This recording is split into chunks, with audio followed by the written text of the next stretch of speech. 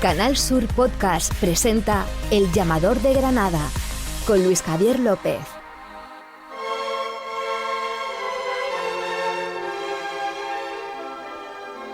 Saludos, Querigma ya es una realidad. El arte de evangelizar, esa exposición de la Catedral de Granada con motivo del primer centenario de la Real Federación de Hermandades y Cofradías de Semana Santa de Granada, ya se puede visitar en la SEO granadina después de su inauguración el pasado 7 de mayo, con una puesta en escena espectacular, pero que todavía carece de esa segunda parte de la que ya se ha hablado, que llegará después de las fiestas del Corpus Christi, con los pasos de palio y de misterio que compondrán el resto de la exposición. Pero lo que hay ya para ver realmente es conmovedor.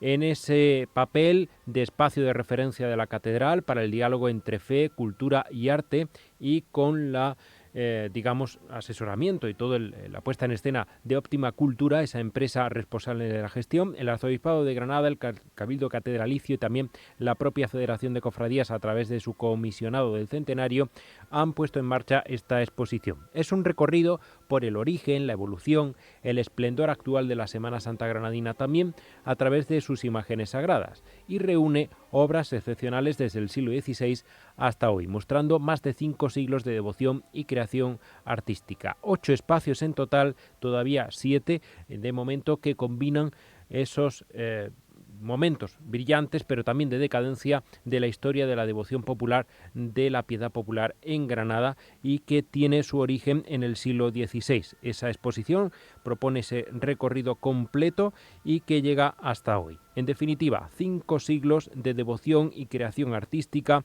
que resume así el comisario de la muestra, Manuel Amador. Desde las raíces de la Semana Santa en Granada, en el siglo XVI, la explosión del XVIII, la decadencia del XIX, el resurgir del XX hasta llegar a nuestros días, se sigue el hilo conductor, digamos, histórico cofrade, y después hay multitud de pinceladas a nivel teológico, de mensajes de la historia de la salvación, que es lo que le da título a la exposición, ¿no? Querigma, que significa anuncio, ¿no? Anuncio de algo grande, de una buena noticia.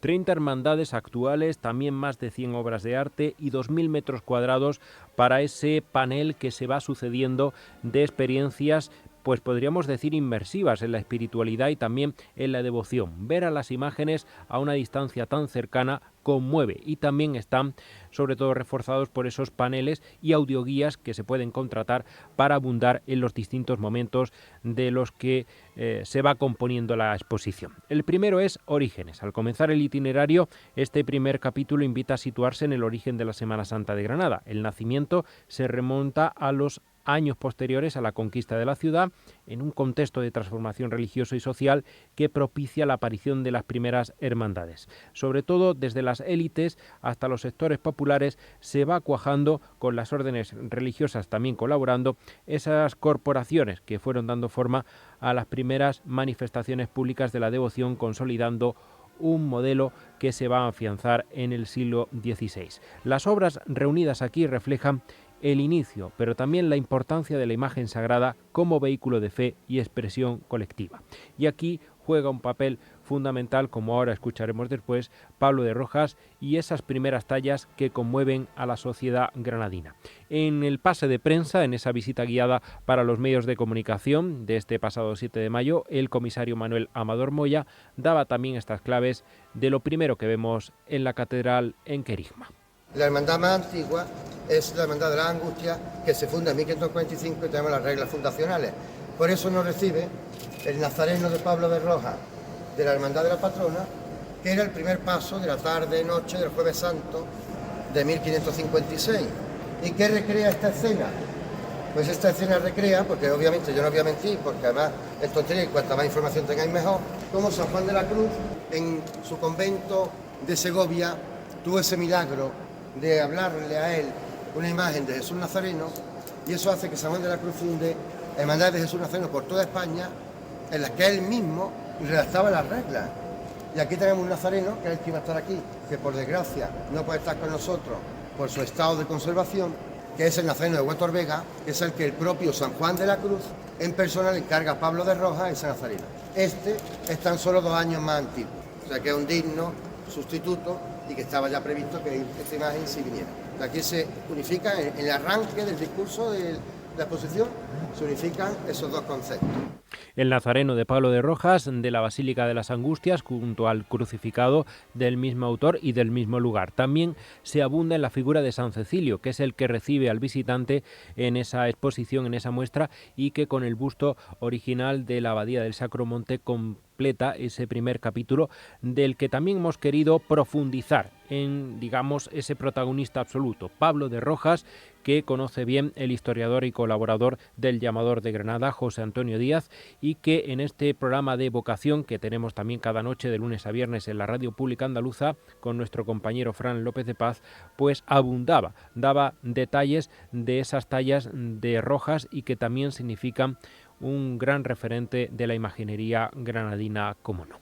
Tenemos que tener en cuenta que Pablo de Rojas es el origen de todo, ¿no? Es decir, ciertamente tras la conquista castellana en Granada se establecieron distintos talleres, ¿no? Procedentes que ya preexistían en Castilla, pero con Pablo de Rojas es cierto que continúa ese linaje de enseñanza, ¿no? De transmisión de saberes entre maestros y discípulos que va evolucionando y que comúnmente llamamos o definimos como una escuela, ¿no? Entonces, claro, con Pablo de Rojas se inicia todo ese legado, esa forma, con que además llega a Granada esa escultura influenciada por la estética romanista, ¿no? Que es ese tipo de escultura que él trabaja, ¿no? Tremendamente influenciada por Roma, y es así como le da forma precisamente a esos primeros ciclos escultóricos que va a realizar para la ciudad una vez se establece aquí. En el año 1579 pues hace un primer modelo de Nazareno que se le adscribe, ¿no? Aunque no está documentado como suyo, pero es claramente de su gubia, que es el Nazareno que hace o que se encarga en un primer momento para el convento de los Carmelitas Descalzos, el convento de los Mártires, que quedó totalmente extinto tras la desamortización, y ese Nazareno actualmente está en la parroquia de un pueblo de la Vega granadina, de Huetor-Vega, y muy similar a la estética, la línea estética de ese Nazareno, pues se realiza algunos años más tarde, el Nazareno de Huetor-Vega es de 1580, y el que hace por encargo de la Hermandad de la Virgen de las Angustias para procesionar junto con el Crucificado de la Fe, que también es obra de Pablo de Rojas, la noche del Jueves Santo, pues se suele fechar ese Nazareno en torno al año 1586. Se echa en falta, lógicamente, al Señor de la Paciencia, de la hermandad del mismo nombre del Miércoles Santo, una de las hermandades junto a Nazareno y Dolores que han declinado participar en Querigma. El segundo capítulo abarca 7 obras, también muy trascendentes para entender el pasado de la religiosidad popular granadina. En 350 metros cuadrados se habla de las vías sacras. Son expresiones fundamentales de esa religiosidad de los siglos XVII y XVIII incluso. Estas vías suponen itinerarios devocionales que, a modo de ejercicio espiritual, recreaban el camino de Cristo hacia el Gólgota. Estaban vinculados a ermitas y conventos situados en enclaves elevados, y estas prácticas también articularon espacios de oración, contemplación o de participación colectiva. El fervor devocional era muy sencillo, muy directo con la imagen, tanto como también esta exposición Querigma quiere demostrar en el trato con el turista o el visitante que acude evidentemente a ver la exposición. Vamos a también profundizar en esta espiritualidad de la Granada barroca que se demuestra en las importantes vías sacras, una forma muy granadina de sentir la fe en esos siglos pasados y que sigue abundando el comisario Manuel Amador. Tenemos al fondo a la sagrada imagen del Señor del Descendimiento, enmarcado precisamente en el dibujo el llanto sobre Cristo muerto, o el Santo Entierro, como le llamamos nosotros, de Jacobo Florentino. Por tanto, artísticamente se unen maestro y discípulo, y por otra parte, la muestra de la segunda hermandad más antigua, junto con la Veracruz y la Angustia, que era el descendimiento del Señor. Y digo este homenaje a Castilla porque otra gran hermandad, en este caso el convento de los dominicos, el Cristo de la Expiración, es una obra claramente castellana. Fijaos que aquí no hay ni una sola imagen del Señor que no la hayamos visto corona de espinas, de plata y nimbo, y aquí ya aparece tallada, aunque es muy castellano. Sí tiene un toque muy granadino en la policromía del perizoma, del paño de pureza.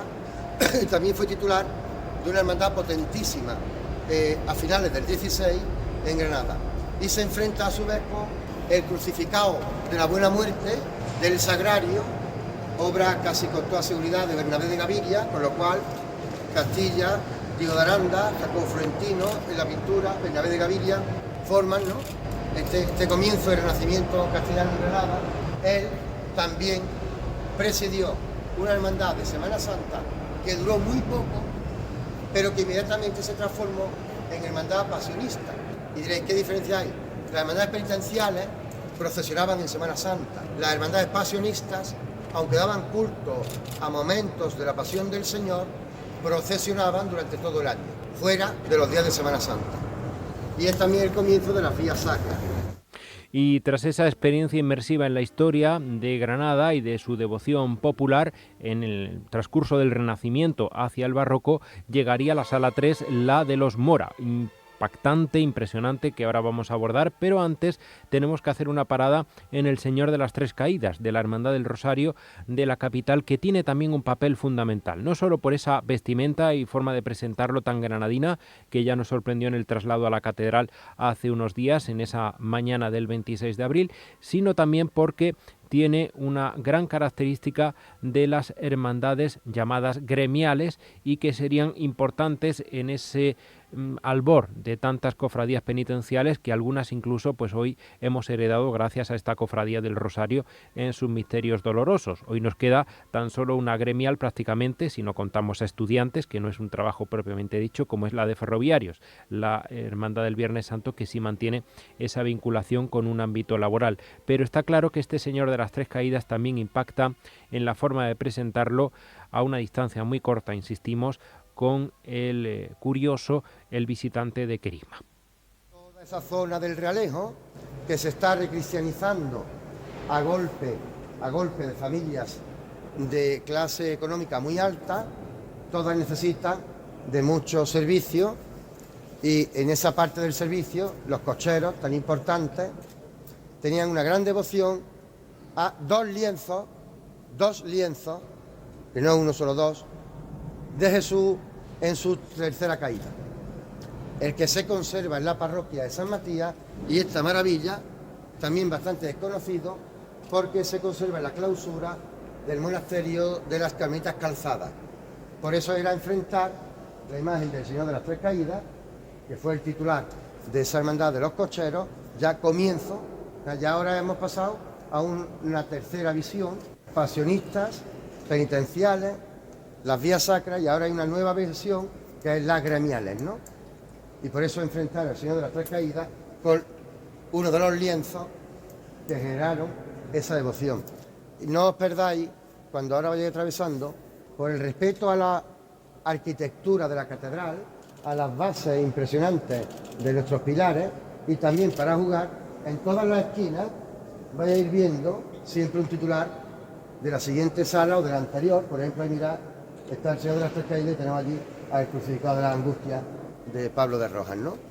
Ese es ese juego de visiones que también resulta muy característico, efectivamente emocionante, el ver sala tras sala y también comprobar cómo existen esos pequeños huecos en la arquitectura catedralicia y en los paneles de la propia exposición, y que permiten una admiración muy particular, muy sui generis, de toda esa historia devocional condensada en la nave izquierda de la catedral. Y llegamos ya así a los Mora, la parte quizás más llamativa, más emocionante, no por poco conocida ni mucho conocida, podemos decir que al final pues nos depara un gran momento pues espiritual, de conversación, de diálogo directo con las imágenes, especialmente en el Cristo de la Misericordia. Está en una sala aparte, solo para él, está absolutamente a oscuras, salvo los focos necesarios para que esa imagen soberbia de José de Mora de 1688 pues casi sobrevuele sobre un espacio que deja mucho a la intimidad, a esa espiritualidad que se busca también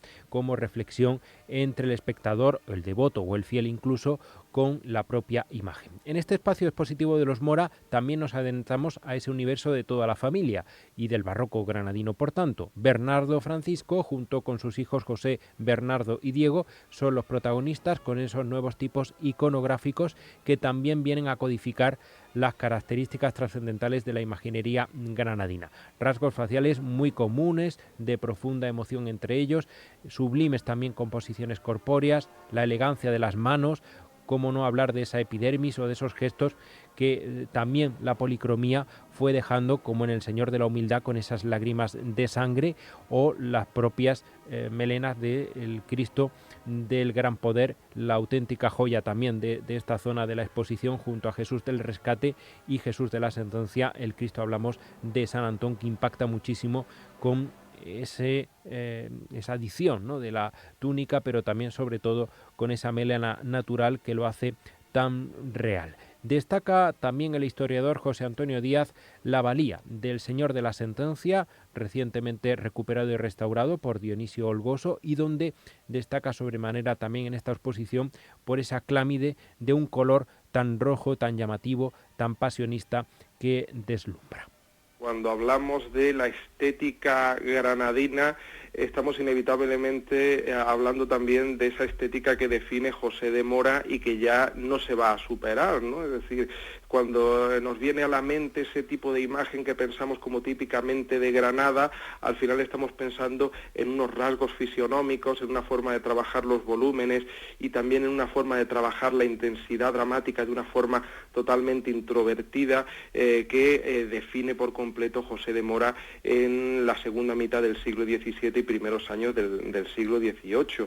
Y una buena muestra de ese culmen al que llega la evolución de algunos de esos modelos que va trabajando y con los que va experimentando José de Mora a lo largo de toda su trayectoria es precisamente este Jesús de la Sentencia, ¿no? Porque de José de Mora, dentro de la escuela granadina, también de Pedro de Mena, ¿no? Es decir, como antecedente, pues son sobradamente conocidos los trabajos o la producción por parejas de bustos de Ecce Homo y de Dolorosa, ¿no? Pues dentro de esa producción de bustos de Ecce Homo, Jesús de la Sentencia, o lo que hoy conocemos como Jesús de la Sentencia, es el único que José de Mora llega a desarrollar en su completa anatomización, ¿no? Es decir, en el completo volumen anatómico humano, ¿no?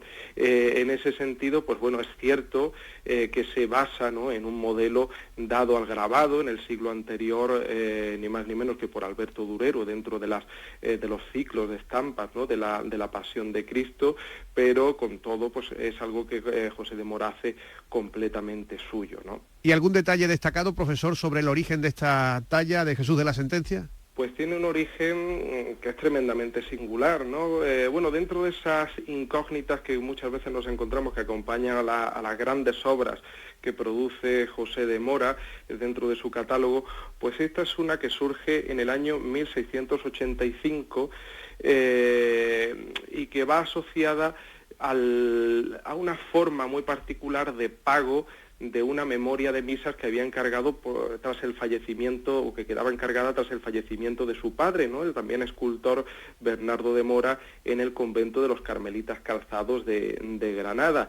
No se pagó esa memoria de misas en metálico, ¿no?, o dejando unas tierras con las que mantener una productividad, ¿no?, y asegurar unos ingresos dinerarios, que era lo habitual, sino que José de Mora dejó en pago esta escultura del que originalmente se conoció y se veneró como Cristo de la humildad y paciencia. Antes de llegar al barroco, cómo no pararnos de nuevo en ese Cristo de la Misericordia que ha sido tan protagonista en los últimos años con las efemérides del centenario de su Hermandad del Silencio y en la propia catedral también, presidiendo el altar del jubileo. Pero es que, como decimos, insistimos en esta nueva versión, ¿no?, de su exposición pública en la muestra querigma, da también muchos detalles de su maravillosa policromía que se ven y se advierten por el espectador de una forma muy nítida, especialmente tras la restauración tan exitosa del Instituto Andaluz de Patrimonio Histórico del año pasado. Manuel Amador, el comisario, hace incidencia, ¿no?, en esos detalles que se ha visto la organización pues digamos obligada a tomar para esta imagen ese cuidado especial para que de alguna manera sea una de las estrellas, lógicamente, de Querigma.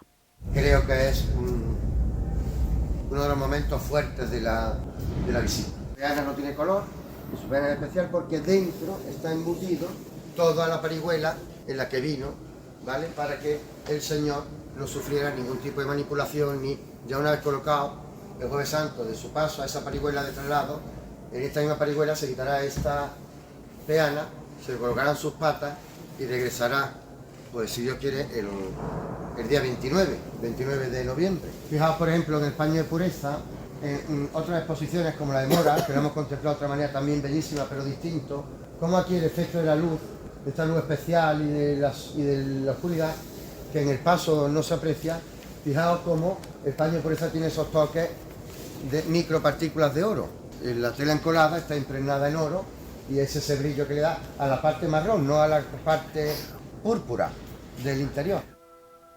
Las 7 obras de Mora, que son y constituyen de hecho un cuerpo fundamental de la exposición Querigma. La religiosidad barroca comprende ya los siglos XVIII y XIX, un periodo en el que el esplendor artístico convivía con profundas transformaciones en las prácticas devocionales, sobre todo con el impacto de la Ilustración ya en ese siglo decimonónico. Aunque durante el XIX las autoridades introdujeron normativas que buscaban regular esas manifestaciones públicas de fe, sobre todo limitaban su carácter escénico y reformulaban los modos de participar de esas estaciones de penitencia, la esencia del barroco pervive, se mantiene en su capacidad de emocionar y también da lugar a nuevas expresiones vinculadas en muchos casos al ámbito conventual. Por eso, en esta sala, de la que también tienen algún vídeo en nuestras redes sociales de X del Llamador de Granada, ven a obras como el Cristo del Santo Sepulcro en su urna, por supuesto, también, como no, presidiendo la maravillosa imagen de la Virgen de los Ferroviarios, del Amor y el Trabajo, y la propia Amargura Coronada, que hace de tránsito entre esa, digamos, adjudicación a los Mora con una etapa barroca en la que ella destaca sobremanera con su forma y expresividad. Pero, como no, destacar en este apartado, en la casilla girola de la catedral, a la imagen del Sábado Santo granadino, la talla La Piedad de Torcuato Ruiz del Peral. Santa María de la Alhambra, Nuestra Señora de las Angustias coronada de la Alhambra, que es realmente una auténtica belleza verla a esa altura tan cercana y sobre todo en una exposición en la que hilvana perfectamente con el contexto histórico, artístico y devocional del resto de las imágenes. El profesor Díaz, también en nuestro programa de vocación de Canal Sur Radio, abunda en esta maravillosa talla que ahora pues tenemos vinculada a esa hermandad del monumento nazarí. El gran icono de la ciudad de Granada es la Alhambra y claro, que haya una cofradía que haga estación de penitencia desde la ciudadela palatina de la dinastía nazarí, pues claro, pues refuerza ese carácter icónico y además es una cofradía que ha sabido mantener pues esa impronta, ¿no?, ligada al pasado nazarí del recinto, ¿no?, en el que se venera durante pues prácticamente todo el año. Tenemos que tener en cuenta que, en fin, que es un grupo escultórico, ¿no?, de la Piedad, de su advocación actual es la de la Virgen de las Angustias, ¿no?, aunque inicialmente se encargó por los franciscanos del convento de la Alhambra, ¿no?, del convento de San Francisco de la Alhambra, como Virgen de los Dolores. No están muy claros los motivos que llevan a su encargo, ¿no?, a mediados del siglo XVIII, pero sí que es verdad que se convierte en un elemento que siempre está ahí. Tras la desamortización pasa a la parroquia, ¿no?, de la Alhambra, a la Iglesia de la Encarnación,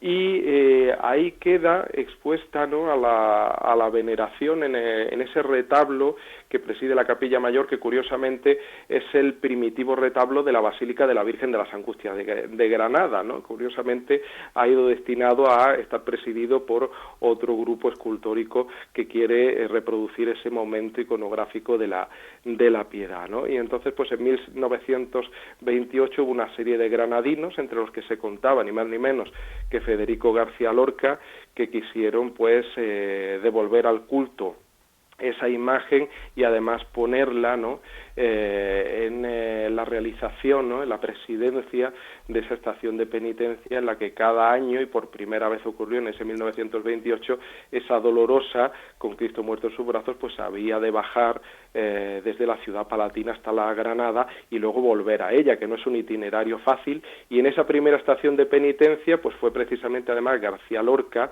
el que lleva por primera vez la cruz de guía de esa hermandad. El poeta de Fuentevaqueros también tiene un protagonismo destacado en la exposición, no solo porque se ha impresionado su papeleta de sitio, su papeleta como inscripción de hermano de Santa María de la Alhambra, como comentaba el profesor José Antonio Díaz, junto a la cruz de guía de esta Hermandad del Sábado Santo, sino porque también existe un poema dedicado a esa Virgen del Miriñaque que la organización de la exposición Querigma ha querido vincular, como también se ha hecho en el pasado, a la Dolorosa de Santa Paula o actualmente Soledad de San Jerónimo, con un perfil realmente enmarcado de una manera muy bella, moderna también, en ese panel explicativo del momento en el que se ve a la Soledad junto al Cristo de San Agustín en una sala anterior de las que ya estamos avanzando. Y nos queremos quedar también con ese resurgir, con tallas como el Cristo de las Heras. También existen otras obras como la Piedad de San Andrés o la propia Soledad del convento de San Antón, que son una belleza admirarlas en este contexto de la exposición. Y resurgir también resulta realmente importante. Justo detrás de ese altar mayor de Navasparejo de la catedral, ahí están las hermandades que poco a poco han ido conformando todo ese aspecto actual de la Semana Santa granadina. Destaca sobremanera la Santa Cena de Espinosa Cuadros, toda entera a una distancia muy cercana del visitante, con lo cual se puede incluso girar y ver por detrás todas esas tallas que luego en el paso son muy difíciles de admirar. Destaca también al Señor de la Resurrección presidiendo el espacio, el Cristo de la Lanzada, la Virgen de la Redención, en definitiva todas aquellas hermandades que formaron en los años 80 especialmente, y también antes, en décadas anteriores, ese resurgir de la Semana Santa de Granada. Y terminamos, aparte de con las imágenes más modernas, también con esa miscelánea que son 68 obras de distintas hermandades en las que se ve el arte de la orfebrería, de la talla, de la imaginería, de también las imágenes secundarias, de detalles como la llave de la Hermandad de la Borriquilla con la que se abre la Semana Santa. En definitiva, una experiencia inmersiva muy bonita para clausurar esta primera parte de la exposición que, insistimos, se completará a partir del 14 de junio con los pasos de nuestra Semana Santa y que ya sí conformarán a Querigma como un todo en esa exposición del arte de evangelizar conmemorativa de los 100 años de la Federación de Cofradías. La mayor exposición de arte sacro granadino en la historia y que ya es una realidad en la Catedral de Granada. Visítenla porque merece mucho la pena meterse en los orígenes y también en el pasado y presente de nuestra Semana Mayor.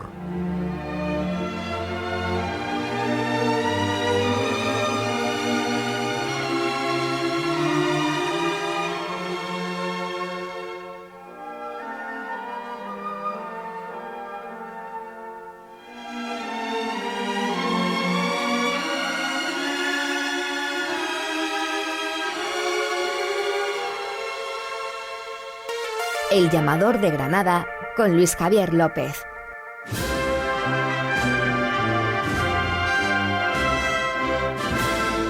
La actualidad cofrade de los últimos días, aparte de Querigma, como hemos hablado, también pasa por esa dimisión de Antonio Luis Morales Jiménez, el cofrade mayor de la Hermandad de Nuestro Padre Jesús del Rescate, que ha informado a los medios de comunicación que tras una profunda reflexión ha presentado su dimisión voluntaria e irrevocable al mando de esta cofradía del Lunes Santo. Los motivos de esta decisión son por estrictas razones laborales, ya que en los últimos tiempos se ha visto incrementada su responsabilidad profesional y eso le hace pues que no pueda dedicar el tiempo que necesita la cofradía, a la que le queda un año de mandato en esta actual tesitura en la que Gonzalo Maroto Fernández, que ya fue cofrade mayor de la cofradía, va a asumir las funciones de máximo responsable de esta corporación del Lunes Santo, y hasta la fecha de la finalización del actual mandato, como decimos, previsto para el mes de mayo de 2027. Así que esa es la actualidad que pasa por el lunes santo. Por cierto, una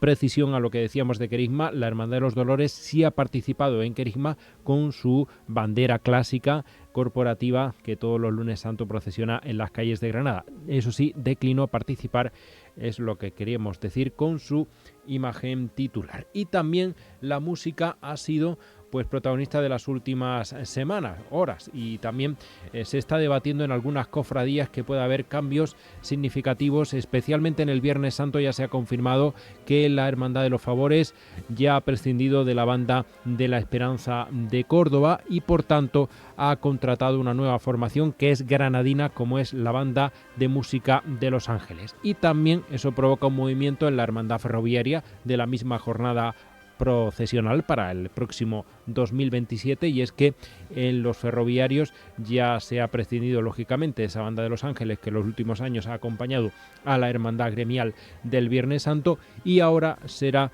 la Banda de Cúllar Vega la que vaya tras el paso de la Virgen del Amor y el trabajo en esa jornada luctuosa de la Semana Santa granadina, insistimos, del próximo año.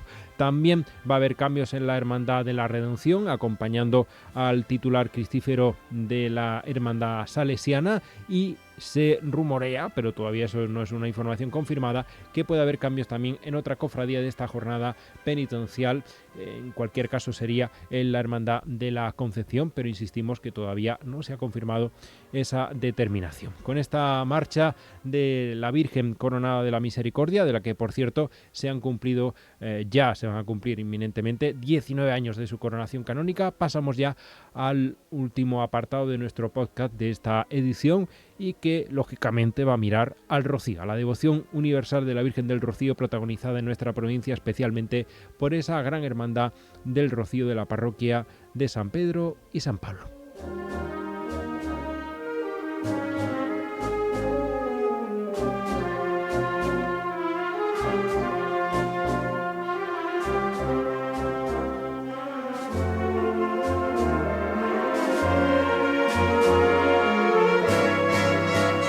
En Canal Sur Podcast, El Llamador de Granada.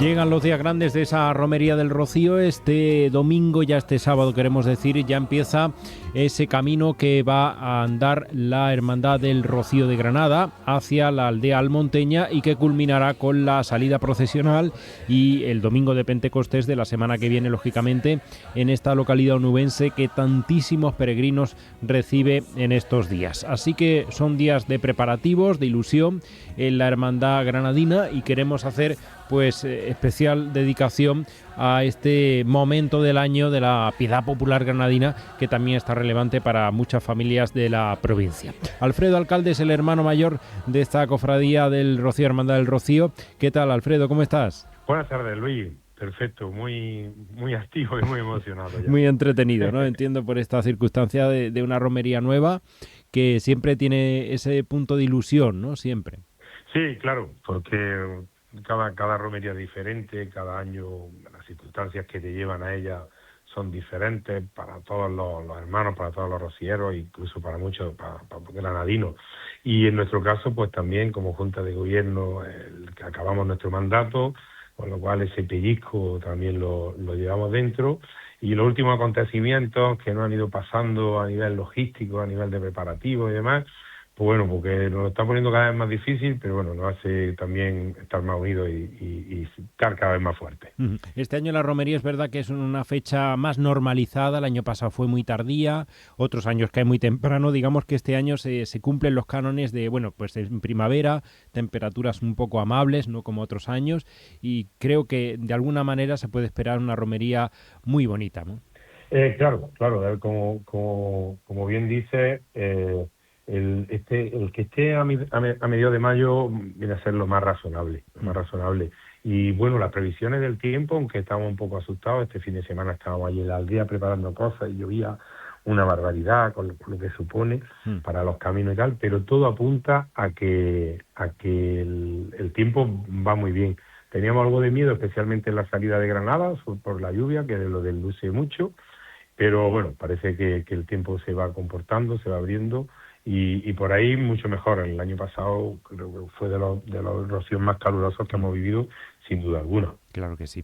Bueno, pues con ese ambiente, ¿cómo se espera ya este sábado la salida? Porque los últimos años tenéis un arropo espectacular de hermanos, hermanas, pero también de muchos granadinos, ¿no?, que acuden ahí a esa iglesia de San Pedro y San Pablo, a la misa de romeros y luego también, por supuesto, a la despedida de la patrona en la Basílica de las Angustias. Todo ese recorrido resulta precioso.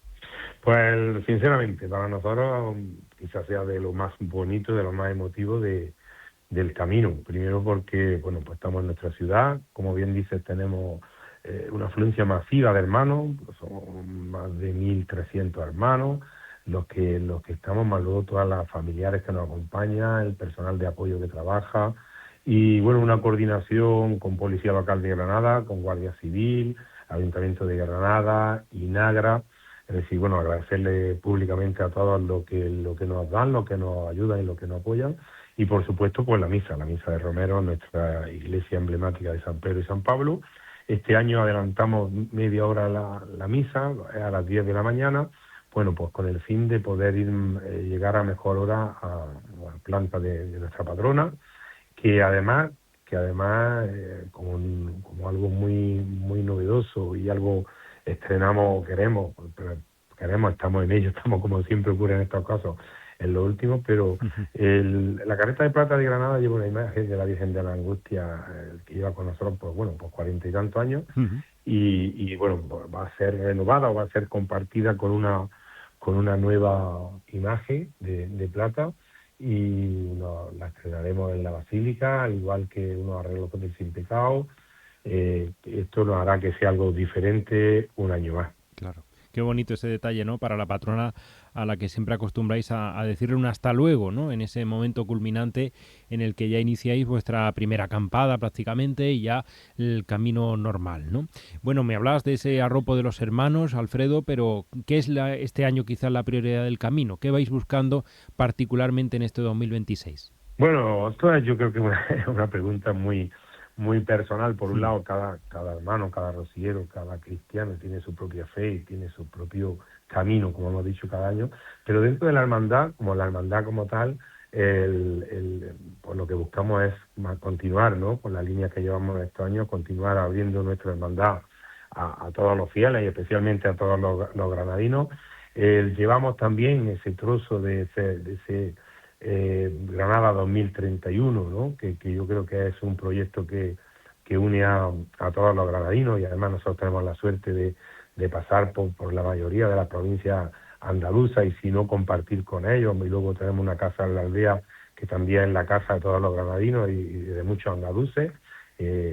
Compartir ese 2031 es que entendemos que también es un proyecto de ciudad en la que la hermandad tiene que estar reflejado. Por supuesto, la parte importante, la parte religiosa, que es la de la fe, que es la de nuestros conciliarios, donde los actos fundamentales están centrados en eso, y luego, pues, una vez compartir por todos los pueblos y ciudades donde pasamos con el nombre de Granada, y esa aldea monteña que pasamos allí esos 3 días, pues con todos los actos y deseando llegar a la Virgen de Rocío, que es el único y real motivo de la romería, lógicamente. Uh-huh.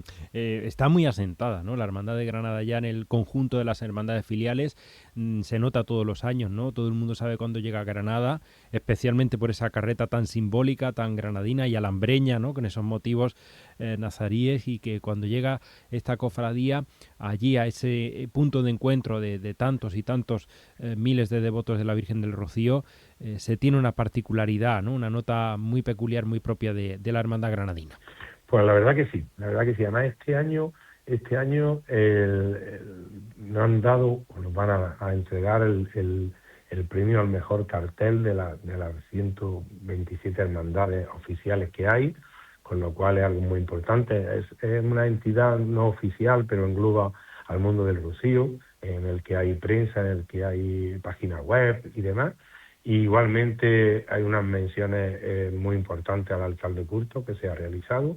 Y luego lo que dice, yo muchas veces explicaba que, entre comillas, y a nivel empresarial, no a nivel de hermandades, pues de marketing lo tenemos muy fácil, porque unir la palabra Granada y Rocío, pues entiendo que es muy fácil, porque son dos nombres que significan mucho y que abren puertas. Y Granada, pues, tiene un peso muy, muy importante en la romería, tiene un peso muy importante en la aldea, y de hecho, pues, las muestras de cariño, lo que estamos recibiendo, el compartir también con muchas hermandades amigas, hermandades de la provincia, como es, por ejemplo, Santa Fe, o como puede ser Guadix, Baza. Es decir, yo creo que Granada en conjunto tiene ahora mismo, y viene de una labor de muchas juntas de gobierno anteriores, pues tiene un peso muy, muy importante en el mundo rociero. Claro que sí. Bueno, ¿cómo andáis de carretas? Porque en los últimos años también se ha visto ese espectacular incremento, ¿no?, de participación en los años de tu junta de gobierno. Habéis insuflado una vida muy joven, muy, muy importante, siempre mirando la retrospectiva de los hermanos más veteranos, como ese compadre, ¿no?, que siempre está ahí apoyándoos y os da tantísimo aliento. El verdadero, digamos, restaurador de la tradición rociera, de la devoción a la Virgen del Rocío en Granada, e instaurador, ¿no?, digamos, más que restaurador, instaurador de esa devoción en Granada. Así que todos los años vemos cómo esas carretas aumentan en número. ¿Cómo andáis este año? Pues mira, el número de carretas estamos en 62, con lo cual es un número de los más altos que ha habido en la historia de la hermandad, con la complejidad que conlleva. Es decir, que hemos vuelto a crecer un año más. Esto tiene una sensación agridulce, ¿no? Por un lado es muy bonito y por otro lado pues se complica más la logística, pero vamos, lógicamente la Junta de Gobierno de la Hermandad estamos encantados. Igualmente eso supone un mayor número de peregrinos, un mayor número de tracción animal, es decir, también a nivel del tema de ecuestre, de los caballos, y haciendo mención al compadre, pues bueno, pues al compadre, el eterno compadre que siempre está con nosotros. De hecho, antes de empezar esta entrevista he estado con él, y este año ha recibido un homenaje muy bonito no solo de la hermandad, sino de la ciudad de Granada. Y hace escasamente 3 semanas, pues yo entiendo que su compromiso fue de que iba a ser el último pregón rociero, pregonó la hermandad del Rocío de Almería. Y bueno, una vez más, pues triunfó, ¿no? Aunque sé que tiene ahí un pregón taurino, siempre nos engaña un poquito, diciendo que está como nuestro paisano Miguel Ríos, se retira, pero nunca acaba de retirarse. Sí, exacto, ¿no? sí. Y el compadre, que nos dure muchísimos años, y como dijo el Pali en su sevillana, pues enseñó a Granada a ser rociero. De verdad, qué bonito.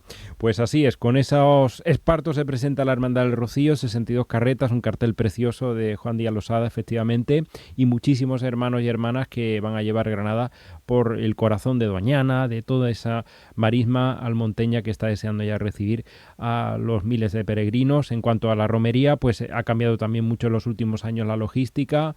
Os encontráis muy a gusto allí en la aldea con vuestra casa, lógicamente, casa propia, también inconfundible, ¿no?, en el entorno de la aldea, y sobre todo, pues bueno, con un protocolo que también ha mejorado mucho y que permite que las hermandades sean pues más ágiles, ¿no?, en todos los momentos culmen, la presentación, la misa de Pentecostés y la propia procesión, claro. Sí, totalmente. En Granada, la verdad que en la aldea tenemos tres emplazamientos debido a las dimensiones de nuestra hermandad. Claro. Tenemos la casa de Doñana, tenemos el patio de carretas con barracón también de lentisquilla, donde también pernoctan y viven muchos hermanos, y luego tenemos unos 7.000 metros aproximadamente en la zona de Torre Carbonero, Boca del Lobo, donde está la mayoría de nuestras carretas, de nuestros hermanos, incluso muchos de aquellos hermanos o familiares que llegan a la aldea, que no pueden hacer el camino, pues allí tienen su casa, allí tenemos todos los granadinos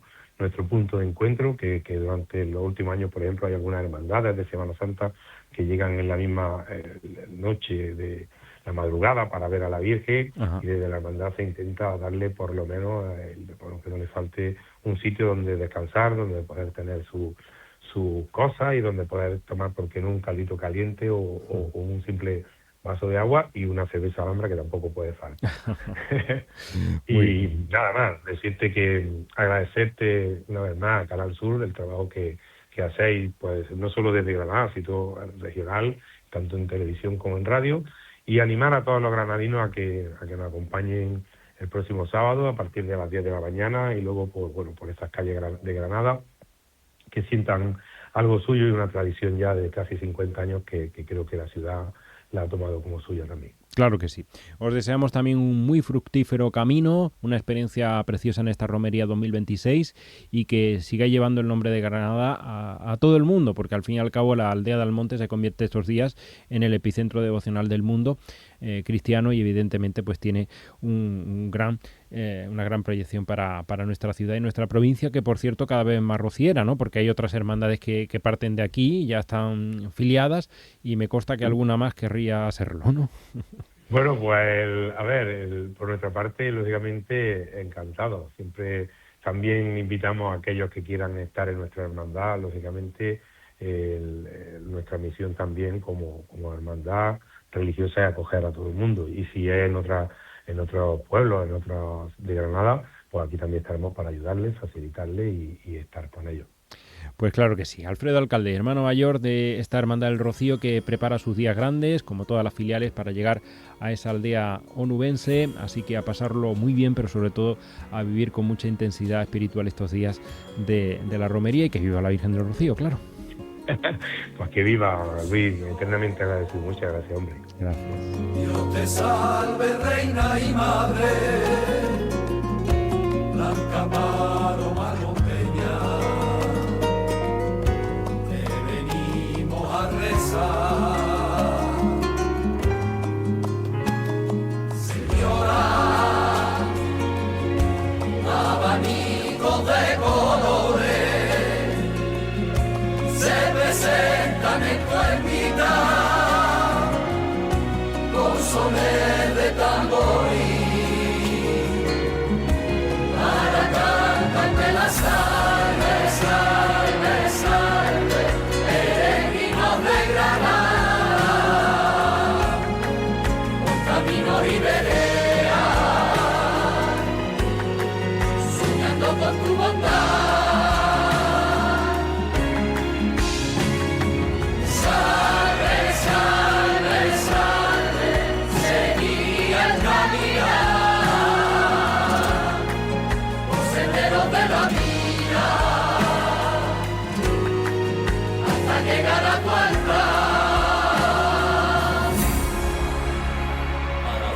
Mi llanto, mi risa, mi abrazo, mi beso, mi alma y mi fe.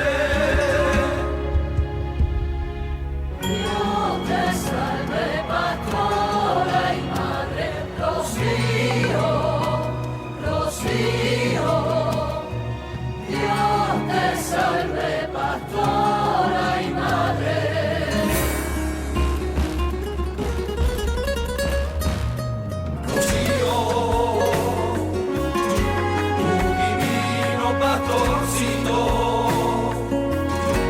Centinela de los sueños,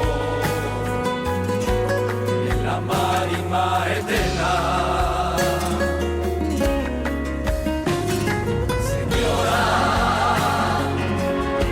si al final de este camino termina lirio y rosa, no volvemos a encontrar.